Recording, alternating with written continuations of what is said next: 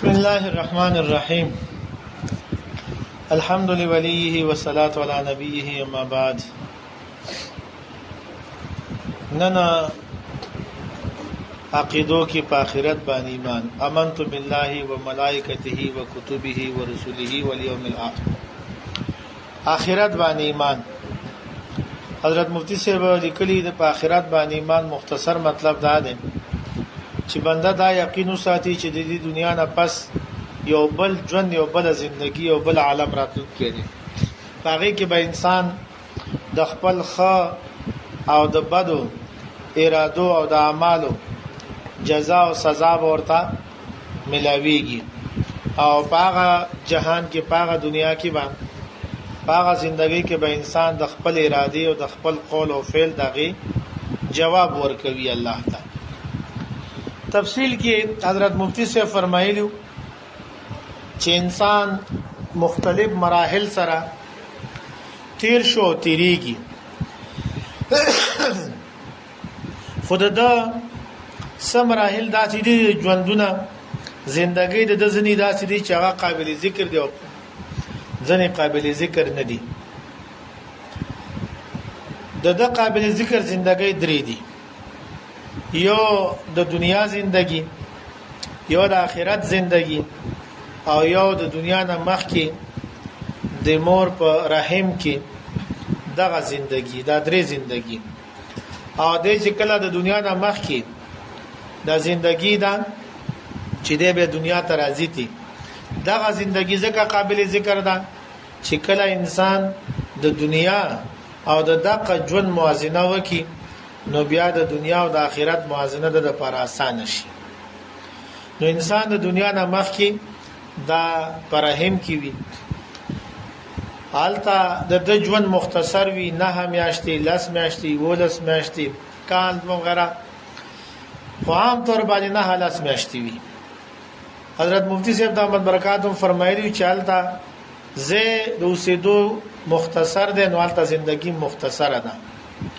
اول ته خوراکم ماهواری د کوم وینه وی دغه خوراک دی او د اغه خوشحالي د دنیا د خوشحالي مقابله کې دغه سه حیثیت نشته د دنیا د خوراکونو په مقابله کې دغه د خوراکونو سه حیثیت نشته دغه رنګ دنیا کولاو ده او هغه مختصر زیاده خو کې چر په هغه ځای کې د چا په وخت کې ویل شي چې به دې نه پاس بتا یو بل عالم ته زی یو بل ژوندۍ ته وزي دنیا ته وزي او هغه دنیا دومره وسیع ده او پای کې جازونه دي او بحري جازونه دي سمندري دي گاډي دي ابو چې دا خلک څلې ودی دا څه وای دا شیم څنګه کې دی چې په هوا کې مشي نه زیو خلک پکې سواروي 200 کسان پکې سواروي په سمندر کې زیو داسې داغه په سمجھ کې خبرې نه راځي خو چې کله دنیا ته راشي بیا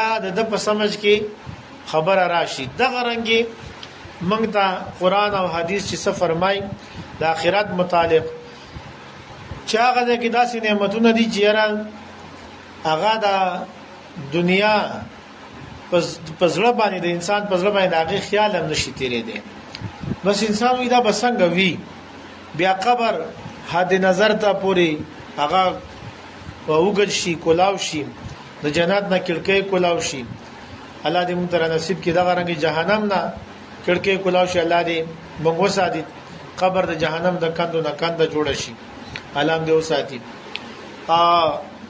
دا رنګ بیا قبر را تنگ شي په مرده باندې او داغه پخته به یو بل کې نه نوځي اوس دا دنیا کې ذهن نه اخلي خو چې کله سړی دنیا نه لاړ شي دا هر څه په خپل سترګو باندې وویني نو کومه موازنه چې د دنیا او د دنیا نه مخکې زندګۍ ده هم دغه رنګ موازنه به د دنیا او د آخرت هم ده دلته د انسان په سمجھ کې ناراضي خو ما ته ځکه منو چې موږ ته نبی کریم صلی الله علیه وسلم فرمایلی دي قران فرمایلی دي لہذا زمونږ په ایمان او زمونږ په یقین دی بهر حال د آخرت باندې ایمان کی تفصیل کې اوله خبره ده چې یو ژوند زمونږ د دنیا ژوند دی چې موږ اوس دی وخت کې تیرو دې ته دنیا ځکه ویل کېږي چې د دنیا خپل معنا ده قریب او دا ژوند د آخرت په مقابله کې قریب زګه دی چې موږ ته حاصل دی او د مرګ نه پس به هغه ژوند شروع کیږي.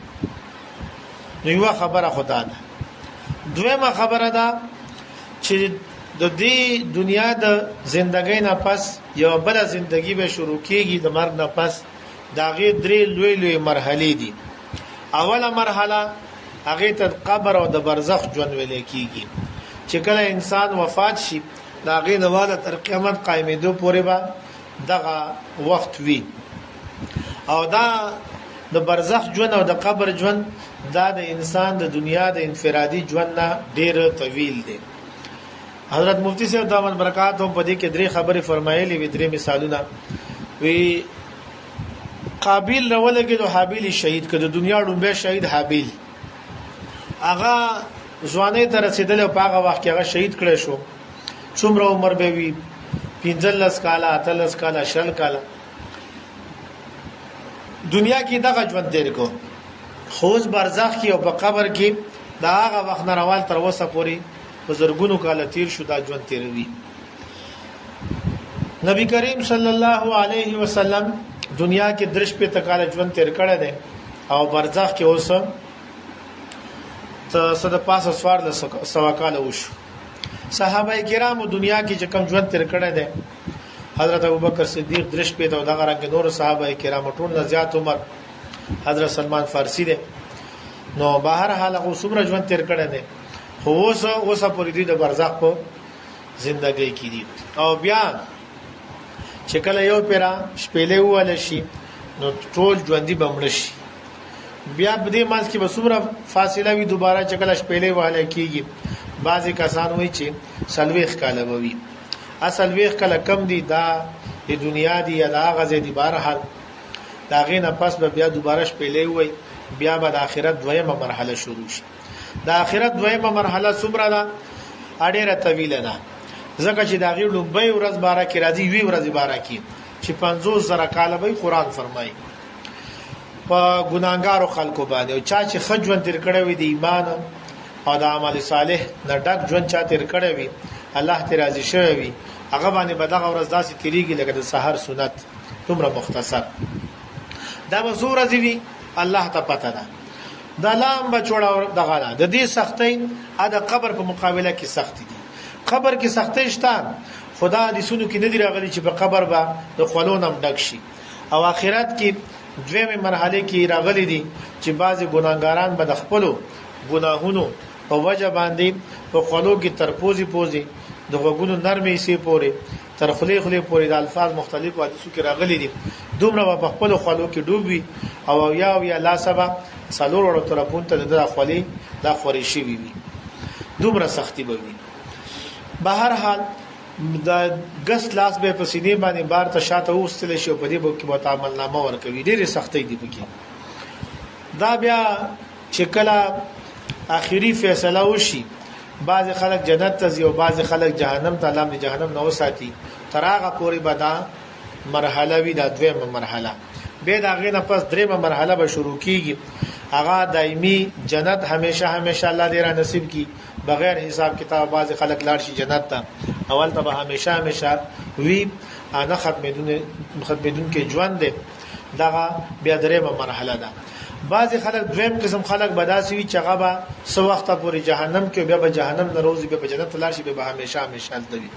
او بعض خلک بداسي وي چې هغه به همیشه جهنم کې وي او دغه ژوند به نه ختميږي. علماء کرام فرمای کله زمکه نواله اسمانه پورې دا ټوله فضا دا د اوري دانه داغه نه ډک شي، شړشم نه ورکوټه دانه ده داغه نه ډک شي او په دې باندې یو مرغۍ مسلط شي او هغه یو دانه راخلي درې چې ته ورزوي نه ورځ به داسې راشي دا دانه به ختم شي. خدا آخرت دغه دریمه مرحله دا نه ختمېدون کیده. یو خبر حضرت مفتی صاحب دا فرمایلی دا چې دنیا د انسان لپاره جوړه ده. دا ایمان او یقین هم ساتل پکار. دنیا د انسان لپاره جوړه ده او انسان د دنیا نزي انبیای کرام لاړ، صحابه کرام لاړ، نیک خلق لاړ، ټول روان یو.